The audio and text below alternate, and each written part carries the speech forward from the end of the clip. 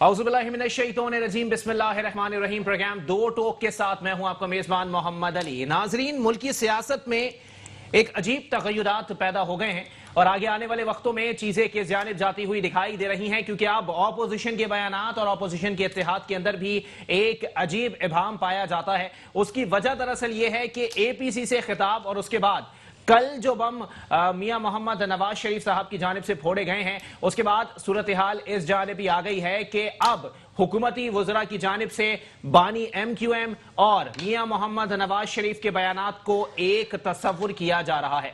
कल के बयानात की अगर मैं बात करूं तो फयाजुल हसन चौहान या फिर शिबली फराज साहब सबकी जानिब से एक ही स्टेटमेंट दागे गए कि मियां मोहम्मद नवाज शरीफ साहब जो खेल खेल रहे हैं उससे मुल्क को दांव पर लगाया जा रहा है, और अगर ऑपोजिशन की जानिब से ज्यादा कानून को हाथ में लिया गया तो उठाकर उनको जेलों में मुंतकिल कर दिया जाएगा, और इस बात में कोई इबाम हुकूमती वज़रा की जानिब से जाहिर नहीं किया गया। साथ ही साथ फयाजुल हसन चौहान साहब, शायद उनको नौकरी ज्यादा पक्की करने की आदत हो गई है, क्योंकि फयाजुल हसन चौहान साहब की जानिब से बयान यह दिया गया कि आर्टिकल 6 लगा दी जाए, गल ही मुका दी जाए, उसके बाद सूरत हाल इसी जानिब आ जाएगी। लेकिन यहां पर कुछ बातें अब भी इस जानिब जाती हुई दिखाई दे रही हैं कि क्या शेख रशीद साहब की वो पेशगोई सही साबित हुई है कि नून में से शीन निकलने वाला है, और अगर ऐसा है तो शायद मियां मोहम्मद नवाज शरीफ के ये बयानात उसी तसलसल की या उसी सियासी तब्दीली की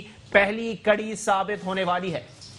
आगे आने वाले वक्तों में पाकिस्तान तहरीक इंसाफ के हवाले से मजीद चीजें भी सामने आ रही हैं, क्योंकि अब के इलेक्ट्रिक के हवाले से भी वफाकी हुकूमत का किरदार इंतहाई मुतनाज़ा दिखाई देता है। उसकी वजह दरअसल ये है कि ताबिश गौहर साहब जो कि साबिक CEO के इलेक्ट्रिक हैं, उनको वजीर आजम का मुआविन खुसूसी लगा दिया गया है। आने वाले वक्तों में जो बातें पाकिस्तान तहरीक इंसाफ की जानिब से की जा रही थी कि 2008 से 2013 तक पाकिस्तान पीपल्स पार्टी के दौरे हुकूमत में के इलेक्ट्रिक को सबसे ज्यादा नवाजिशात का सामना रहा है, क्या वो नवाजिशात अब रिकॉर्ड तोड़ने के साथ पाकिस्तान तहरीक इंसाफ के दौर में भी खुलकर सामने आ जाएंगी? इस पर गुफ्तगू होगी। हमारे साथ मेहमान भी मौजूद होंगे। सबसे पहले हमारे साथ मौजूद हैं पाकिस्तान पीपल्स पार्टी से आपका ताल्लुक है अरशद बुखारी साहब। बहुत शुक्रिया अरशद भाई, आपने अपना कीमती वक्त इनायत किया जबकि मुझे ज्वाइन किया है। राना एहसान साहब ने, बहुत शुक्रिया राना साहब, आपने भी अपना कीमती वक्त इनायत किया। जबकि हुकूमती जमात से मुझे ज्वाइन करेंगे अब्दुल रज़ाक बाजवा साहब, जो अब से कुछ देर बाद मेरे साथ मौजूद होंगे। राना एहसान साहब, पहला सवाल सर आपसे ही बनता है, आपके लीडर ने ये जो बात की है सर, इसको मैं क्या समझ लूं सर? जाती बयान है, सियासी बयान है, जज्बाती बयान है, या शायद मियां साहब की दवा का नागा हो गया था? ये बयान जो मियां साहब के आ रहे हैं APC में और उसके बाद से, हाँ जी, देखिए ये एक वो रद्द अमल है कि जैसे आप दीवार पे गेंद को मारें तो दीवार जो है रिफ्लेक्ट उसको रद्द अमल में वापस उसको लौटाएगी। और ये 2.5 साल से मियां साहब की जुबान बंदी बंद थी, और मियां साहब जो है नायल होने के बाद जो है वो जिस हालात से गुजरे, तो मैं समझता हूँ वो और उनकी पूरी पार्टी जो है वो उन्होंने सरवाइव किया। और उसमें आप ये देखें कि ख्वाजा साद रफ़ीक, सुलेमान रफ़ीक, खाकान अब्बासी, SN इकबाल, मरीम नवाज़, राना सनाउल्लाह, एक लंबी फहरिस्त है। इसी तरह पीपल्स पार्टी में जो है वो जरदारी साहब से लेके अदी फरियाल तक जो है सबको बंद किया गया, और ये सिलसिला जो है वो 2.5 साल से चल रहा है। और उसमें सबसे काबिल एतराज़ बात ये होती है कि एक अब मोहतरमा कलसूम नवाज साहबा जो है वो वफात पाती हैं, उनकी बीमारी को भी गलत कहा जाता है। ठीक है, अब जब वो डेथ हो जाती है तो उनको पता लगता है कि ये सही था। अच्छा, मियां साहब के जो अभी मामलात थे बीमारी के, वो उसको मॉनिटरिंग कर रही थी वज़ीर सेहत पंजाब डॉक्टर यास्मीन राशिद साहबा। उन्होंने सब पूरे बोर्ड्स ने, स्पेशलिस्ट डॉक्टर्स ने जो है वो डिक्लेयर किया कि इनको बाहर जाना चाहिए, और वो चले गए। सही। अच्छा, अब वहाँ जाके भी वो खामोश रहे। अच्छा, ये पाकिस्तान की सियासत का एक उतराव चढ़ाव जो है ये वो देख चुके हैं इससे पहले भी। ये सारे मामलात, तिलावतनी, हाईजैकर, उम्र कैद, ये सारा कुछ उन्होंने देखा था। अच्छा, अब जब वो मतलब पाकिस्तान के मफाद के लिए खामोश थे, चुप थे, और फिर उसमें जो उनके भाई के मुतल्लिक जैसे आपने फरमाया, बहुत सारे लोग कह रहे हैं कि नून से शीन निकल जाएगी, तो वो शीन जो है अगर शहबाज शरीफ साहब ने निकालनी थी जी। वो मफाहमती पॉलिसी पर थे, उन्होंने जो है वो अच्छा अमल किया और वो एक पूरे 2-2.5 साल के अरसे में एक दफा कराची तशरीफ लाए, बाकी वो किसी जगह कोई जलसा जुलूस किसी जगह विजिट नहीं किया। कराची भी वो बारिशों की वजह से आए। सही। अच्छा, इतनी खामोश मफाहमत के बावजूद भी उनको जो है इस बीमारी की हालत में दोबारा अपोजिशन लीडर को जो है वो जेल में डाल दिया जाता है, तो फिर शीन कैसे निकलेगी? देखें ना जी, शीन के साथ तो आप अच्छा सलूक करो तो शीन आपके साथ खड़ा होगा ना जी। अब शीन भी मतलब ऐसा नहीं है कि लेकिन दोनों आपने भाइयों के जिक्र दरमियान- किया ना कि मियां साहब इन चीजों को देखते हुए आए हैं, तो मियां साहब ने तो वो चीजें भी देखी हैं सर जिन पे उनको एनआरओ मिला था। जी। वो केसेस आपने भी देखे, मैंने भी देखे। उन्होंने मौजूदा एक डिक्टेटर से एनआरओ लिया, उसके बाद वो यहां से चले गए। सर सही मानों में जिनके कंधों पर वो बैठ कर आए हैं, मैंने कल भी आपसे यही बात बोली थी, मैं आज भी बोलूंगा कि जिस घोड़ी पे सवार होकर आए हैं आज वो घोड़ी लंगड़ी हो गई है तो उसको गालियां दे रहे हैं, तो ये गलत बात है ना नहीं, सर? देखिए मैं नहीं समझता कि आज के सियासी दोस्त जो है कल के दुश्मन होते हैं और जो कल आपके दुश्मन रहे होते हैं वो आज जी। दोस्त हो जाते हैं। सियासत के अंदर जो है आपका नजरिया चेंज होता है, आप सीखते हैं, आगे बढ़ते हैं। अब अगर आप बात 85 से पहले की करेंगे तो वो ठीक है, मैं समझता हूँ कि एक आप ये समझें कि उसके अलावा भुट्टो साहब भी इसी नर्सरी के अंदर तैयार हुए, अयूब खान के साथ था उनका कोलेशन। ठीक अब है। मतलब ये कि ये जरूरी तो नहीं कि अगर आपने एक जगह अगर तो गलती सर की- शेख रशीद साहब का फिर स्टेटमेंट सही हुआ ना कि सारे के सारे गेट नंबर 4 की पैदावार है। देखिए वो तो फिर अब जहां तक शेख रशीद का है तो ये तो पैदावार हो के मुकर जाते हैं ना, बदल जाते हैं और अपने स्टैंड पे खड़े हो स्टैंड चेंज कर लेते हैं। लेकिन शेख रशीद का तो स्टैंड जो है वो काफ हो, नून हो, मुशर्रफ हो और आज ये पीटीआई हो, वो तो एक है, क्योंकि वजह ये कि उनको इक़्तिदार चाहिए, एक सीट का वो उनको किसी न किसी सूरत में मिल जाता है। ठीक है। उनको इनसे मिलाना जो है वो ऐसे ही है जैसे मैं समझता हूँ ये क़यादत जो है। इससे पहले भी आप ये देख लें कि हुकूमतें जब सदर इसाक खान से जब मामला हुआ और सदर इसाक खान भी गए और ये भी गए, इससे पहले जब 93 या 91 के अंदर जो है बेनज़ीर की हुकूमत जब गिरी तो उसके अंदर भी ये मामला थे। तो ये आज पहली दफ़ा नहीं हो रहा और अच्छा। इसके अंदर मैं ये समझता हूँ कि अब वो वक्त आ गया है कि जमहूरियत को बहाल करने का इससे बेहतर तरीका कोई नहीं, क्योंकि वजह यह है कि अगर कोई लीडरशिप आपके पास ऐसी हो जो ब्यांगे दाहल ये जो भी बगावत है या जो भी एक स्टैंड है, सर बगावत नहीं है ना सर। देखें मुझे एक बात बगावत ये ना कि एक नजरिए को आपने, आप मुझे ये बताएं अब आप क्या करना है, उनको कितना का मारेंगे, कितना कार्नर करेंगे, देखिए, बंद एक गली बात में आप मुझे डालेंगे, बताएं ना। उनको सियासत का हक नहीं देंगे। अच्छा, ये जो कुछ भी होता है सर आप सियासत देखें- का हक कैसे? मैं एक बात आप मुझे बताएं, कुछ नहीं बोले इफ्तिखार मोहम्मद चौधरी साहब जब चीफ जस्टिस थे उनके कहने पर ही मियां साहब ने कन्विक्टेड होने के बावजूद इलेक्शन लड़ा था। वो केस अब भी जिंदा है, PLD 2000 Zafar Ali Shah versus federation of Pakistan. तो सर सही मानों में उन्होंने भी तो रियासत की आंखों में धूल झोंकी है ना। नहीं, देखिए मैं ये समझता हूँ कि इसमें अगर देखा जाए वैसियत हुक्मरान 3 दफ़ा मुस्लिम लीग नून को, तो वो एक बहुत अच्छा डिलीवर किया है और आपकी 70, 72, 76 जो भी पाकिस्तान को बने हुए हो गए उसमें नून लीग के जो 3 अदवार हैं वो सबसे बेहतरीन है कि जहाँ पे मुल्क संभला, खास तौर पे जो उनका वोट बैंक पंजाब से है, पंजाब की हालत आपके सामने है। अच्छा, मुल्क को एक एटमी ताकत के अगर आप बड़े सब और बाकी चीज़ें छोड़ दें, सी पैक भी आ रहा है तो सी पैक भी एक गेम चेंजर है, लेकिन ये सारी काविशें जो है वो क़यादत पे थी। नवाज शरीफ एक ऐसे कायद हैं, उनकी आगे जो लोग हैं, एक पूरी जो लाइन है, शहबाज शरीफ, मरीम नवाज और फिर ख्वाजा आसिफ, हसन इकबाल, ये सारे ये वो मैच्योर लोग हैं कि जिन्होंने पाकिस्तान में डिलीवर किया। और आज पाकिस्तान में अगर बिजली है तो वो नवाज शरीफ की वजह से, चलें, अगर ठीक है। अमन अमान कराची में है तो नवाज शरीफ की वजह से, सही है। अगर सी पैक है तो नवाज शरीफ की वजह से, अगर मोटर्स वे हैं तो नवाज शरीफ की वजह से। फिर क्या वजह है कि कल भी उन्होंने दुख का इजहार किया कि मुझे आज 3 दफ़ा वज़ीर आज़म होने के बावजूद जो है वो लंदन से खिताब करना पड़ता है, तो वो तो कहाँ रुकने के हामी नहीं है, आ भी जाएंगे जिस तरह के भी हालात होंगे। जैसे आपके सामने कोई आज तक हुक्मरान जो है वो वापस नहीं आया, उनको सजा हुई, वो बेटी के साथ मरियम के साथ आए और उन्होंने गिरफ्तारी दी। इलेक्शन नून लीग जीत चुकी थी, लेकिन उसके जो भी रिजल्ट्स को जैसे आप समझते हैं वो चेंज किया गया। फिर उसके बावजूद भी सबर तहम्मुल का 2.5 साल गुजारे। ठीक है। ज्यादती अगर मजीद होगी तो मैं समझता हूँ कि फिर किसी बंद गली में जब किसी को आप खड़ा करोगे तो वो निकलने की तो कोशिश करें। चलें, ठीक है। पाकिस्तान, अरशद बुखारी साहब मेरे साथ मौजूद हैं। पाकिस्तान के हवाले से बहुत सारी अभाम पाए जा रहे हैं। अभी भी APC हुई, ऑल पार्टीज कॉन्फ्रेंस हुई। अरशद बुखारी साहब, एक स्टेटमेंट ख्वाजा आसिफ साहब की जानिब से आया, उन्होंने कहा कि मैं अब भी जरदारी साहब पे बिल्कुल एतमाद नहीं करता, मैं अब भी अपनी क़यादत को बोलूँगा कि इन पर भरोसा ना करें। ठीक है, मियाँ साहब ने उसके खिलाफ रद्द-ए-अमल दिया, वो अलग बात है। दूसरी बात ये कि जो बानी जो मुस्लिम लीग नून के इस वक्त कायद हैं, उनकी जानिब से जो बयानात आ रहे हैं, क्या अब भी आप लोग इनके साथ खड़े? औज़ुबिल्लाहिमिनश्शैतानिर्रजीम बिस्मिल्लाहिर्रहमानिर्रहीम। सबसे पहले मैं अली भाई आपका और आपके चैनल का शुक्रिया अदा करता हूँ कि आपने हमें यहाँ मदऊ किया। बात यह है, आपने ख्वाजा आसिफ साहब की बात की, उन्होंने इस बयान की तरदीद भी कर दी और शहबाज शरीफ साहब ने भी इस बयान में वो किया है।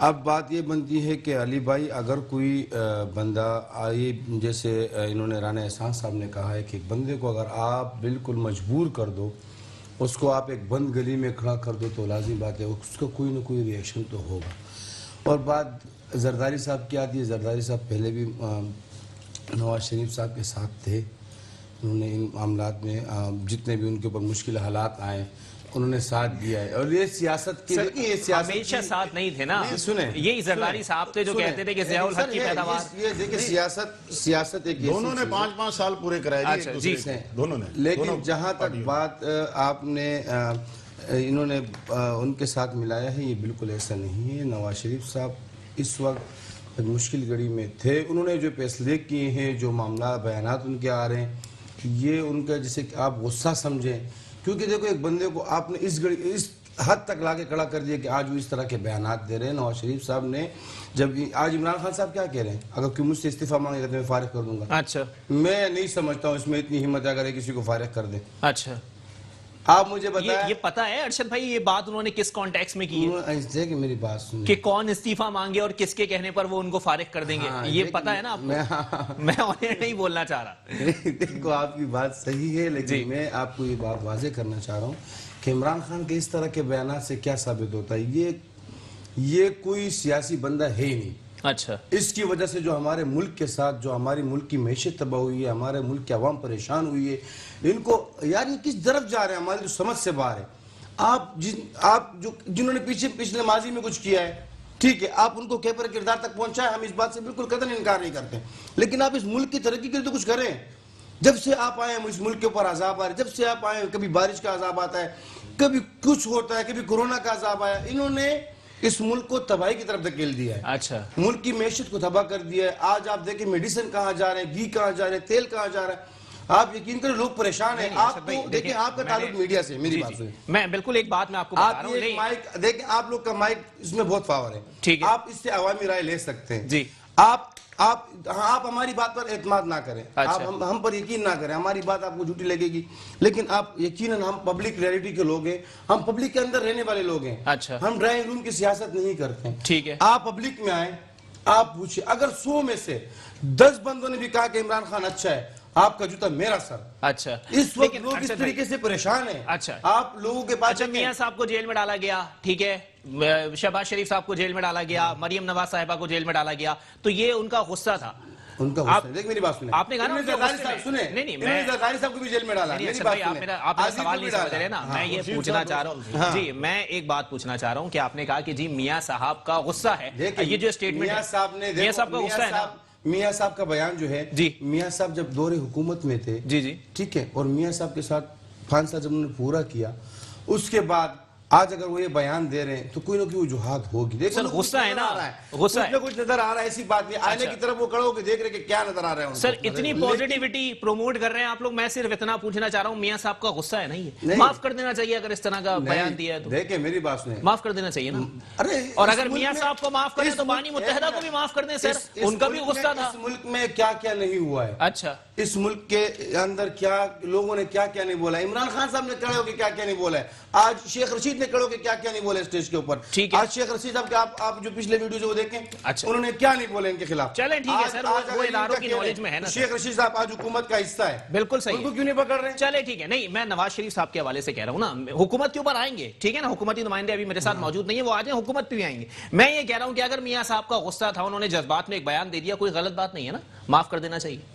देख मैंने माफ कर नहीं कहा है। अच्छा, अगर उन्हें माफ नहीं करना चाहिए, अगर उन्होंने कोई गलत बयान दिया है जी, इस हवाले से, इदारों के हवाले से बयान दे रहे हैं, इदारों के हवाले गलत बयान नहीं है, इदारों के हवाले से अगर उन्होंने बयान दिया है जी, तो कोई तजाद होगा मामले में, ऐसा नहीं दिया उन्होंने बयान, ठीक है, मतलब माफ कर देना चाहिए। नहीं माफ कर दें, माफी क्यों अच्छा, माफी क्यों माफ कर देना चाहिए। अगर अगर लीडरशिप कोई माफी नहीं मांगती। चले ठीक है, लीडरशिप माफी नहीं मांगती सर, तो बानी मुत्तहिदा को भी माफ कर देना, उन्होंने भी ऐसी बयान दिए थे। यार बानी मुत्तहिदा ने जो बयान दिए थे उसके बारे वो में उनका गुस्सा था, उन्होंने गुस्से में बयान दे दिया। वो तो आज ही बयान दे रहे हैं। अच्छा, तो उनका गुस्सा है ना, उनका गुस्सा है, बैठ के दे रहे हैं। तो जो मियां साहब ने बयान दिया उसमें कदरे जो है वो तजाद तो पाया नहीं जाता ना। शरीफ के बयान में भी तजाद पाया जाता है। अच्छा, कैसे? मिसाल के तौर पर मैं आपके बात बताऊं, अच्छा। आप बानी एमक्यूएम के साथ उनको ना मिलाएं। क्यों?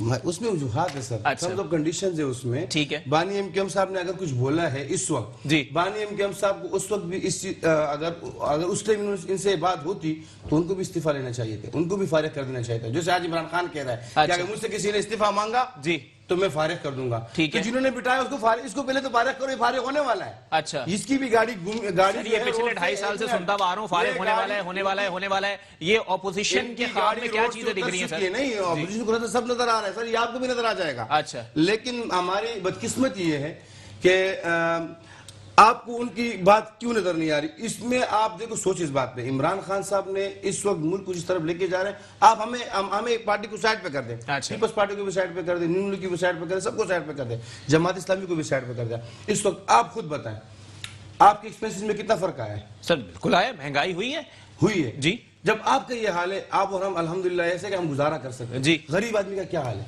वो दिहाड़ी में गुजारा नहीं कर सकता। ये जो चीखें मारता था वहां बैठ के इस्लामाबाद की स्टेज पे खड़े होकर चीखें मारता था कि मैं सऊदी अरब के लोग को यहाँ लाऊंगा, यहाँ बिजनेस बढ़ेगा। अरे भाई आप जाओ तो सही, लोग रो रहे हैं, जो लोग आए इनकी बयानों के ऊपर आए, आज वो रो रहे हैं, आज उनको गालियां पड़ रही है। और आपको मैं एक बात बता दूं कि कुछ ही दिनों में इनको चप्पलें पड़ने वाली है। अच्छा, हवा मारेगी चप्पलें, क्योंकि लोगों के पास रास्ता नहीं है कि वो क्या करें, वो फैसला क्या करें।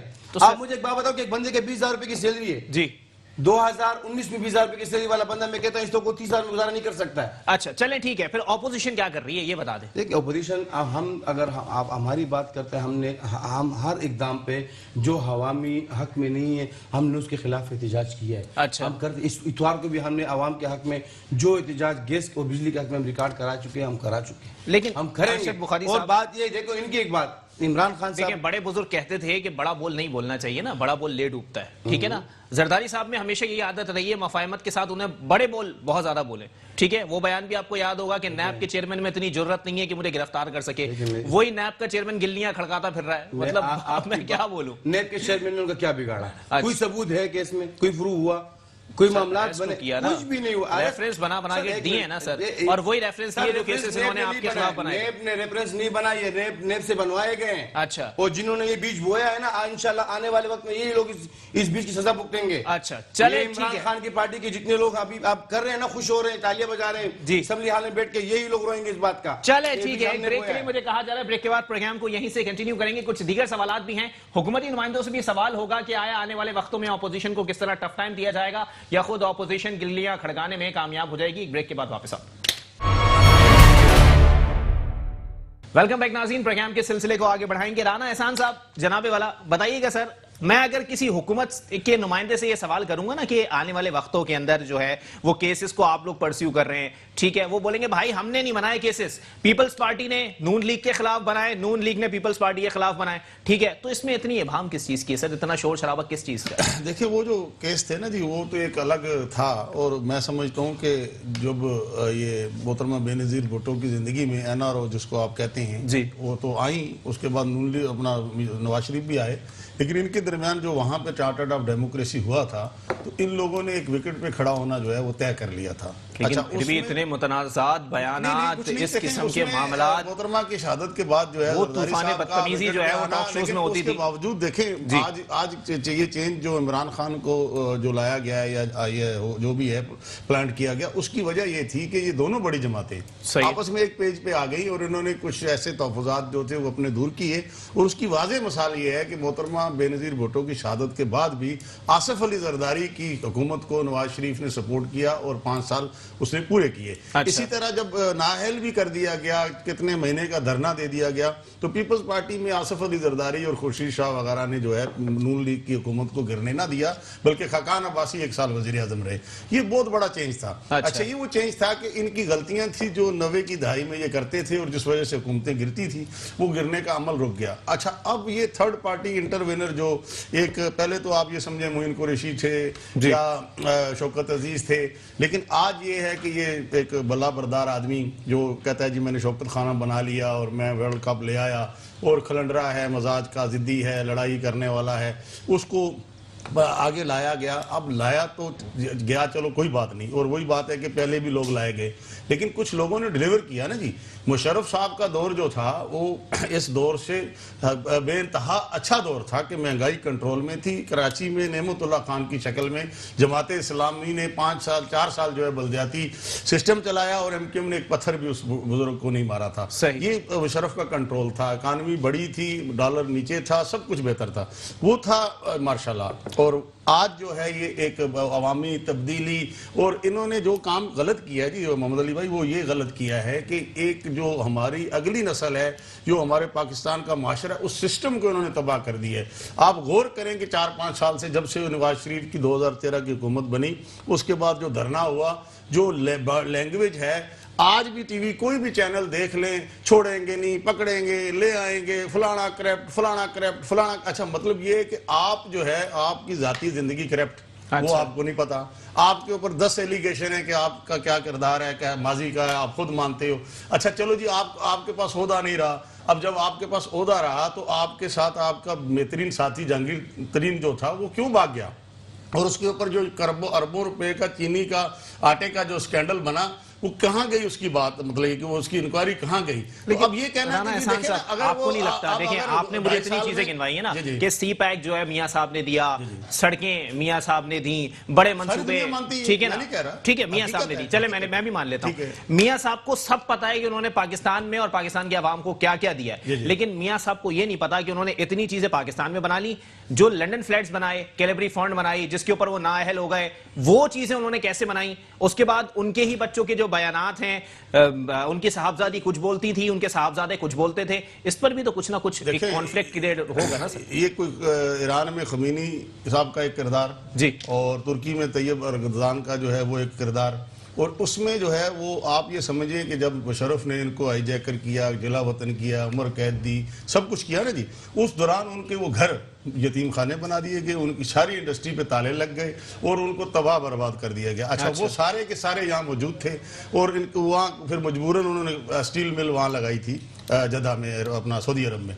अच्छा, आज इस मुल्क में अगर कोई लीडरशिप ये सोच के आती है कि मेरे साथ क्या होगा, तो वो अपना बंदोबस्त भी करेगी। अच्छा। ये एक वो चाल है कि जिस तरह आप ये समझे कि ये सिविलियन एक एडमिनिस्ट्रेटर है ना जी, आवाम के जर्नल हैं ये, तो इनके पीछे एक आवाम की ताकत है, तो इन्होंने अपने आप को बचाना है, जाहिर है। अब ये कि आप समझते हैं कि बिसाक डार भी गिरफ्तारी दे दे, नवाज शरीफ भी आगे गिरफ्तार दे दे, और जो सुलेमान भी दे दे, हुसैन, तो फिर मतलब ये अक्लमंदी तो नहीं है ना जी, क्यों गिरफ्तारी दे दे, वजह क्या है। आज आपने देखे ना, शहबाज शरीफ को अंदर डाला, उनकी अहलिया और उनकी बेटी के भी जो है वो समन जारी हो गए। अच्छा। तो ये ज्यादती की इंतहा कर रहे हैं। आप उस बात को चीखें, रिकॉर्ड में उसकी ख्वाजा साद रफीक की तकरीर सुने जो असेंबली में उसने की, उसने कहा 2.5 साल मुझे बेगुनाह अंदर रखने के बाद अदालत ये कहती है ये बेगुनाह है, तो वो 2.5 साल कौन देगा जी।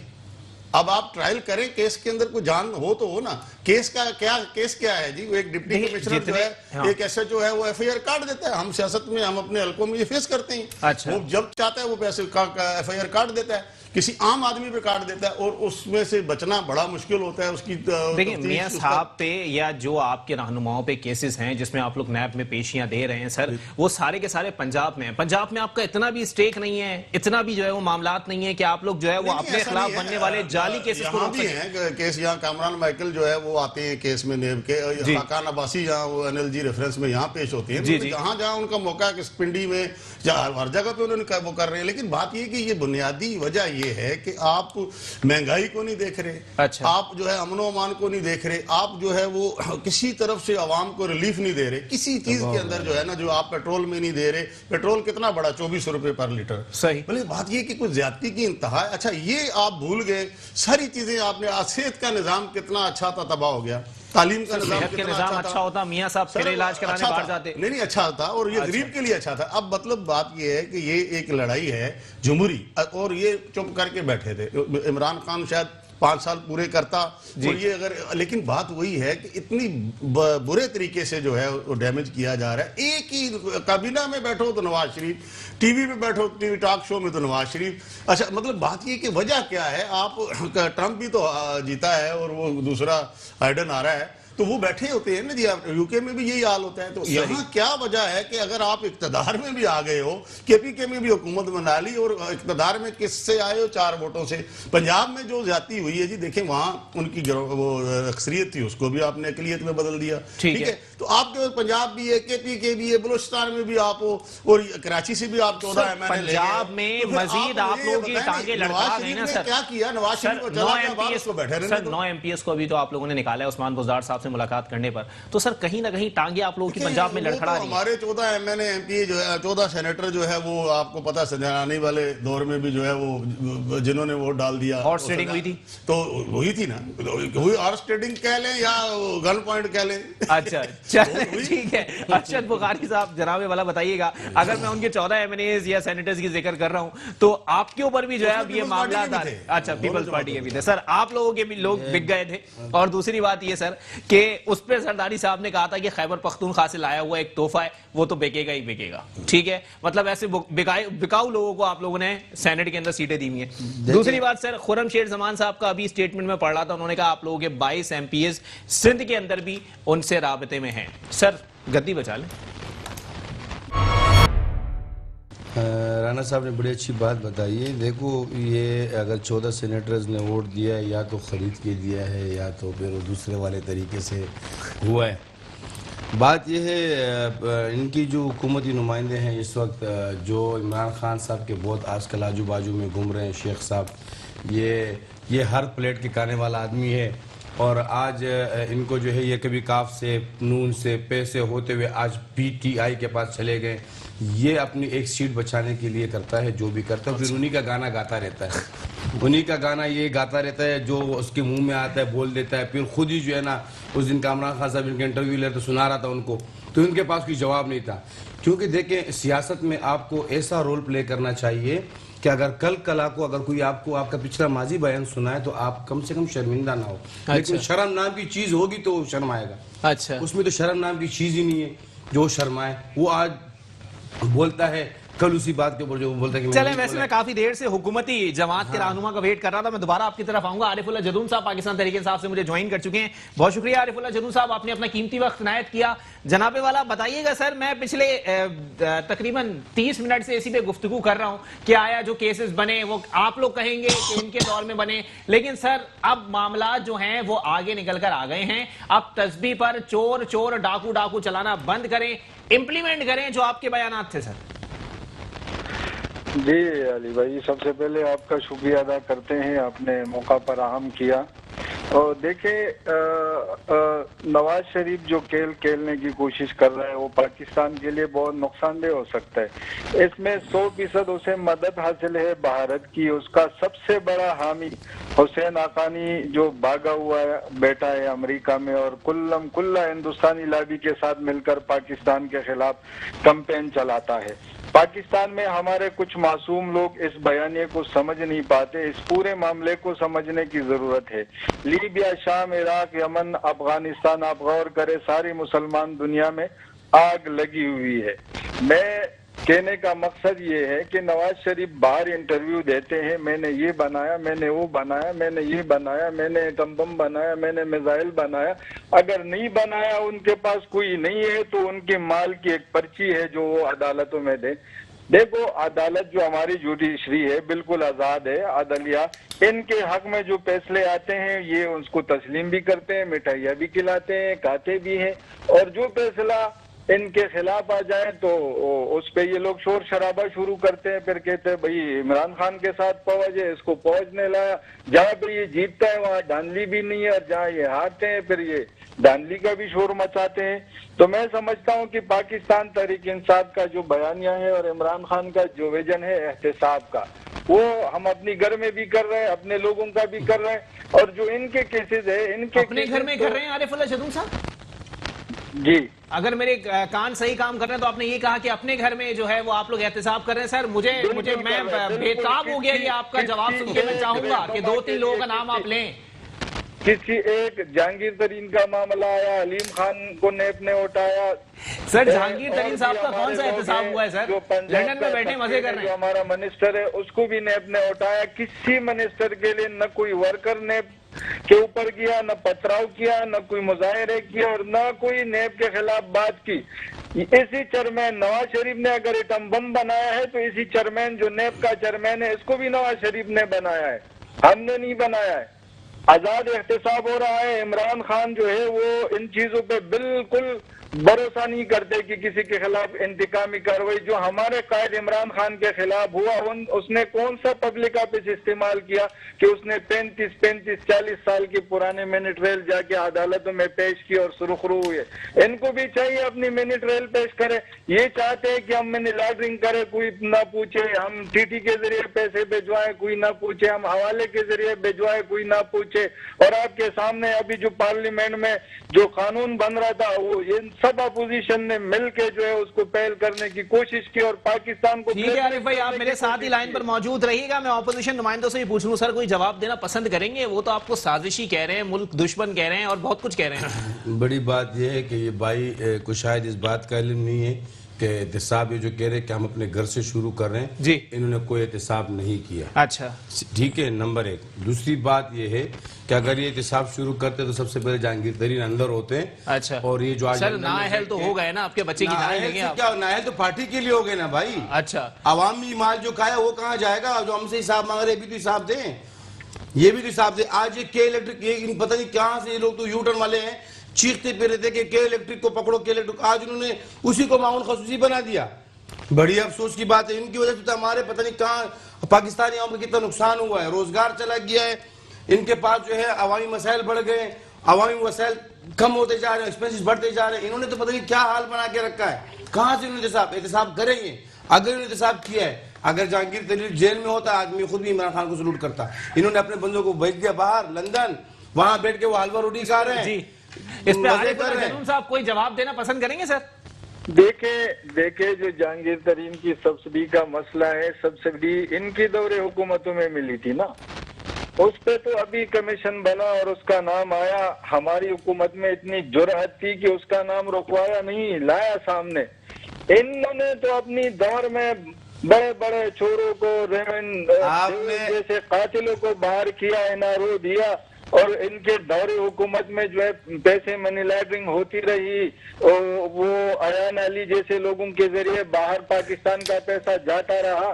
इन्होंने क्या किया अपने दौरे हुकूमत में? और आज जब इनसे सवाल होता है, हम कहते हैं कि सारी सियासत छोड़ो, आप अच्छे हो, आप ईमानदार हो, आप मनी ट्रायल तो पेश करो अदालतों में जी। वो चीज तो आपके पास है। आप ये जो बात कर रहे हैं, एहतसाब की बात कर रहे हैं, आपने अपने घर से शुरुआत की है। आपने चलो आपने इस कानून को पास किया, आप लोगों ने नेब को इख्तियारात दिए। आप मुझे अपने एक मिनिस्टर बताएं, अपने वो बताएं जिसको आपने जेल के अंदर डाला और आवाम के साथ लाया हो। आप लोग तो बड़ा चीखते थे कि भाई आज जो है हम जरदारी साहब से ये इतने पैसे निकालेंगे, नवाज शरीफ साहब से इतने पैसे निकालेंगे। कहाँ गए वो पैसे? आपने इस मुल्क की तरक्की के लिए क्या किए? अरे अल्लाह को मानो मेरे भाई, आपने अगर आपने इस मुल्क की तरक्की के लिए काम करना है, आपने इस मुल्क की आवाम की तरक्की के लिए काम करना है, खुदारा हम आपके आगे हाथ जोड़ता हूं, आप जो है आवाम की तरक्की में काम करें। आप इस चीज को छोड़ आप करें, हम नहीं कहते कि आप एहतसाब ना करें, आप एहतसाब करें, लेकिन आवाम की मफाद में भी कुछ काम करें। आपने पेट्रोल कहाँ पहुंचा दिया? आज जो है आप पेट्रोल के चीखते थे, आपने पेट्रोल कहाँ पहुंचा दिया? आपने घी कहाँ पहुंचाया? आपने आटा कहाँ पहुंचाया? सब चोर मिला के बैठे हुए हो। आपने कोई हाजी थोड़ी पाले हुए वहां पे?